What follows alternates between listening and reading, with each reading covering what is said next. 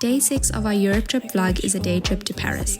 We left Belgium really early so that we can get the most out of our trip to Paris. So we got there at 8 a.m. JM's dad is a Franco-Mauritian, so it was really cool to be able to be in France and connect with that small part of his heritage too. We got a metro pass and our first stop was the Sacré-Cœur Basilica. It was such a beautiful building with an incredible view of Paris. Next up was the Arc de Triomphe. We had booked tickets to go all the way up to the top, but the line was still really long, and those spiral steps all the way up were killing me. When we got to the top, we saw the first view of the Eiffel Tower. We took some pictures there and just sat for a bit. At this point, we got the hang of how to ride the metro. It was really confusing at first, but once you know how to read the map, it's easy.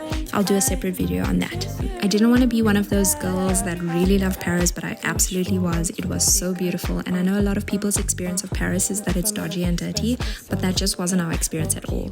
But keep in mind, we were there less than a month after the Olympics, so everything was a lot newer and cleaner than it usually is. Then we headed to the Louvre. We also had tickets there, but we stood in the line for about 45 minutes to an hour. It was really packed inside too, but so many beautiful exhibits. And of course, we had to go see how small the Mona Lisa was, and then afterwards we grabbed some macarons and ate them outside in the garden outside the Louvre. Then we were off to the Eiffel Tower and hopped on a Seine cruise. This was a really great way to see the city, especially because we didn't have a lot of time there.